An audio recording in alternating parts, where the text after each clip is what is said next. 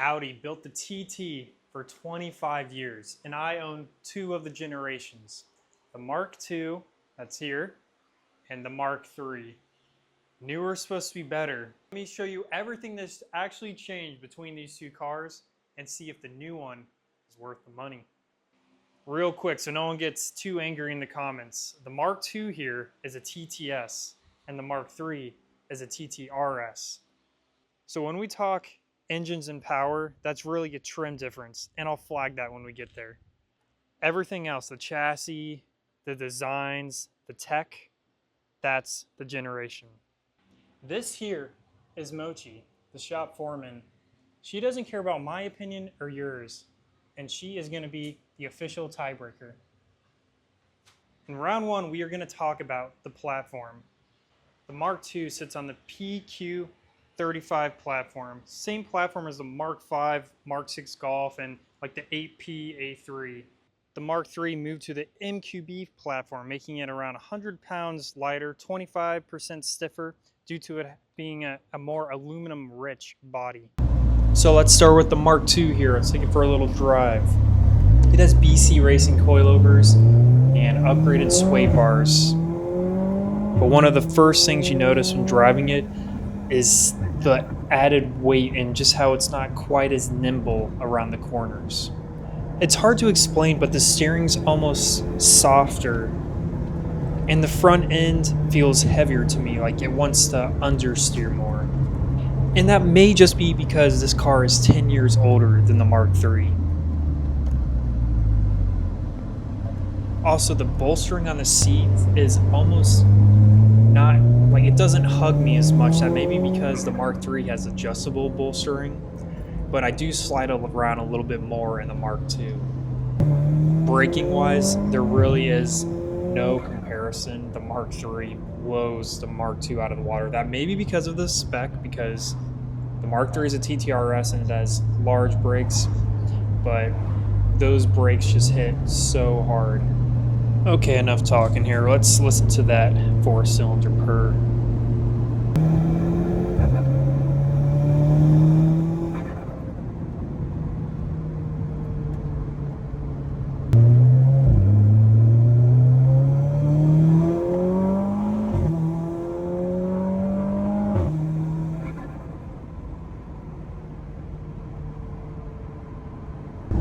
Boom, and here we are in the Mark III. By the way, guys, I usually don't have this weird of position and like sitting really far back when I drive. It's just for the shot.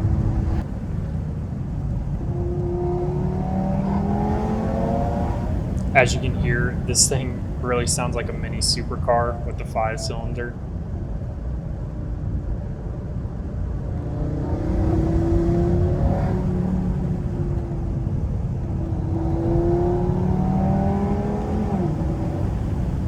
This car is really just a blast to drive. The seats just hug you and make you feel so planted.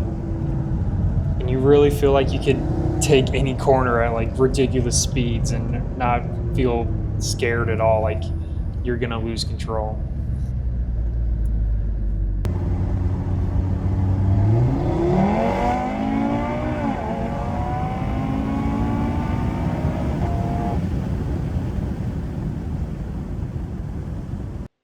So I gotta say, round one has to go to the Mark III.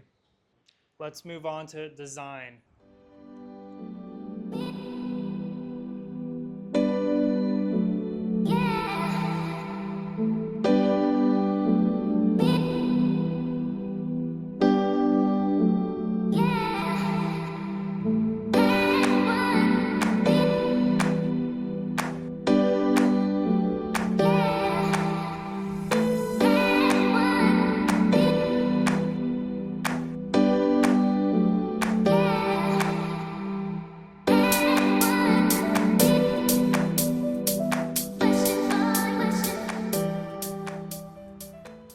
The Mark II is very curvy and more organic, while the Mark III, it's all creased up and has more angles and it's more aggressive. The Audi designers will say that the C-pillar in many ways is kind of going back to the Mark I design, because Look, you see here that matches the Mark 1.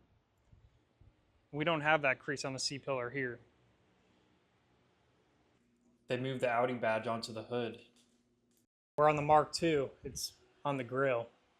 Look at how the body line just juts out here. While on the Mark II, it's nice and flat, not too aggressive at all. Even the headlights just scream, "I'm angry, I'm mean."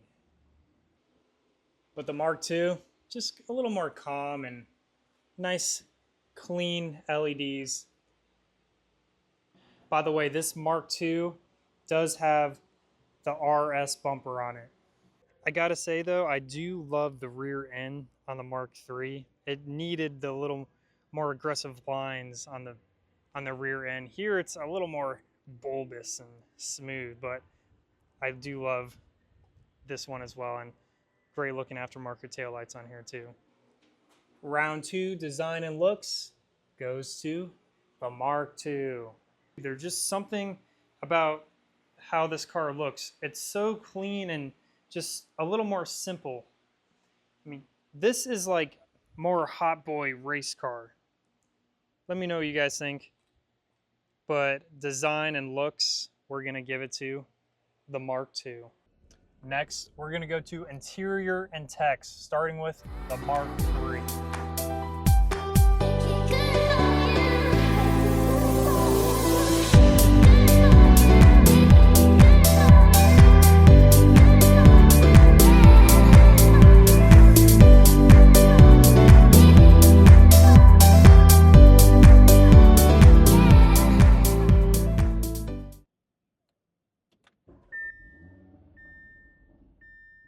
So as you look around this interior, you'll notice there is no center screen.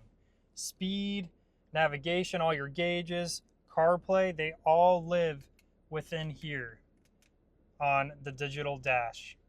Audi calls it the Virtual Cockpit. The TT was the first car to get this, and it's one of the only cars, the TT and the R8, that show CarPlay in the dash. They really tried to simplify this cabin because even the buttons are now integrated into the air vents. Your heated seats are in the air vents as well. I guess they just wanted to clean it up, make things simple in here.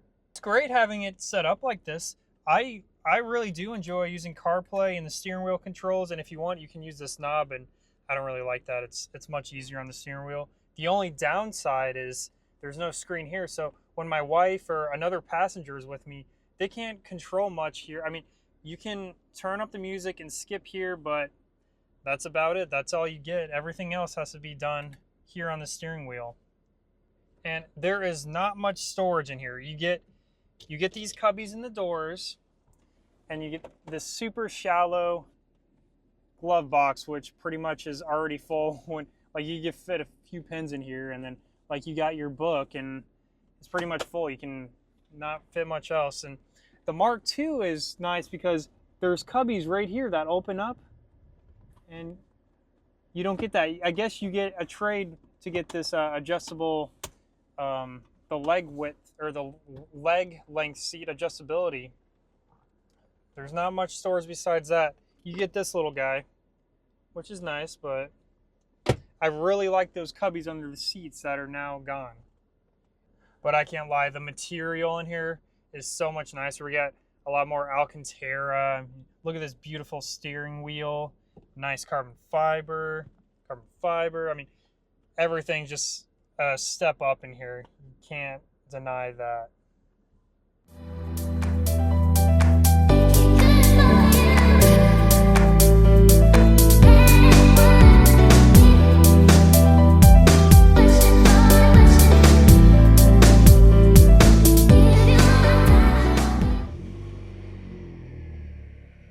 So here we are in the Mark II. Right away, I got a little disclaimer for you. This car almost has 200,000 miles, 196. So it's gonna be more worn out. These vents are actually out of an RS3.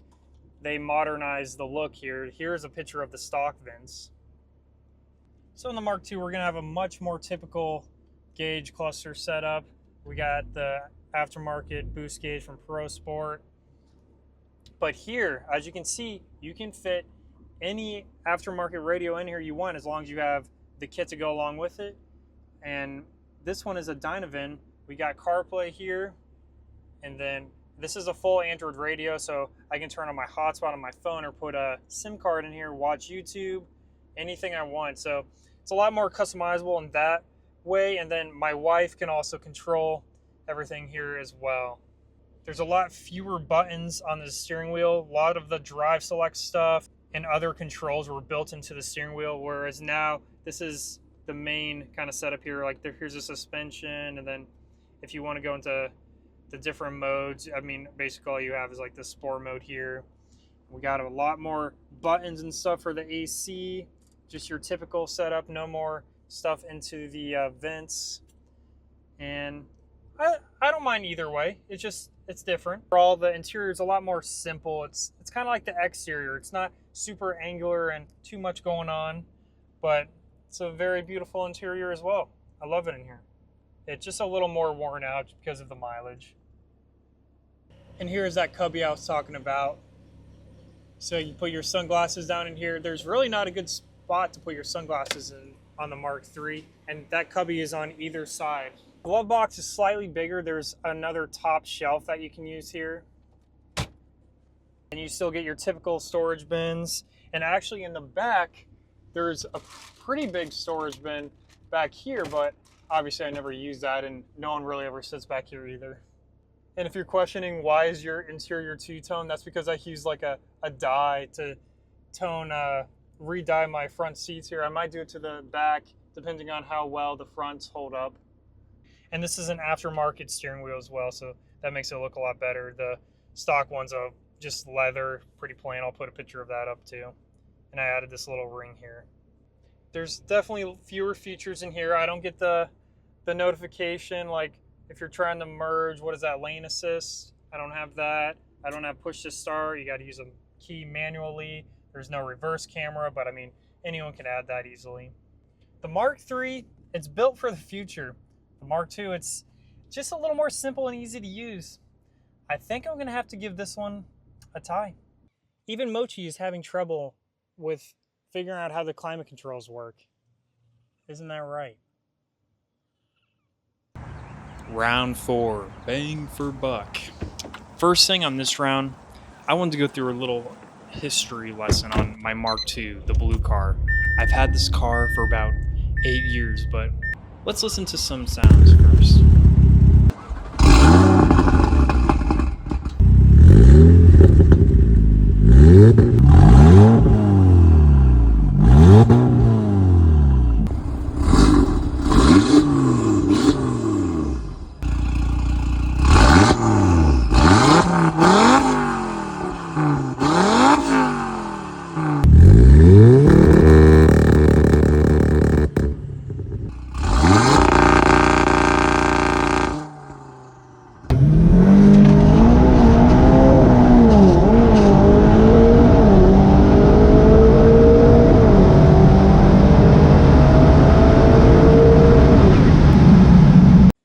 That was my Mark II, and as you can see, it was pretty fast, maybe 650 wheel horsepower.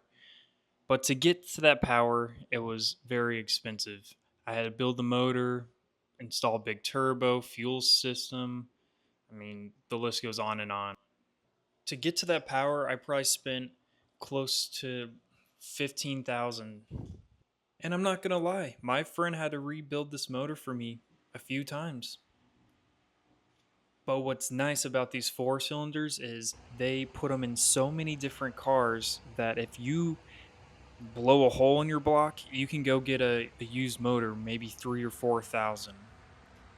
But if you make the critical mistake of breaking your 5-cylinder motor and it's unrepairable, be ready to spend upwards of 10,000, 12,000 for a new motor. So there's pros and cons to the 4-cylinder versus 5-cylinder. The 4-cylinder is a lot cheaper to get into, and it's going to cost you more to make power. In the 5-cylinders, it's a lot more expensive to buy, and it's easier to make that bigger power. But if you make the mistake of blowing that motor, you're going to pay again. But if you're the kind of guy that's going to be happy with around 500 horsepower, 4-cylinder will be good. And if you want to push a 5-cylinder in the RS around 600, it should be good for a long time as well, many miles, and should have no issues. Besides ones that come with regular European Audi cars that everyone's going to deal with.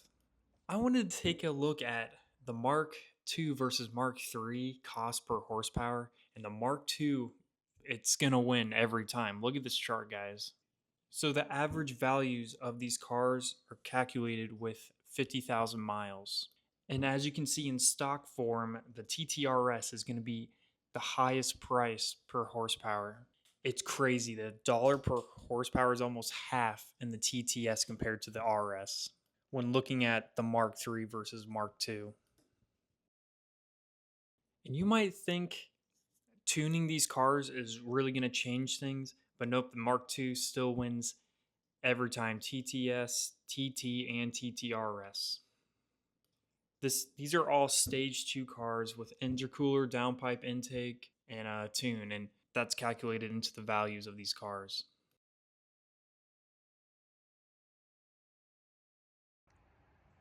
Don't get me wrong, it's really fun to get the Mark III RS and tune it, and look how fast it is just with a tune and downpipe.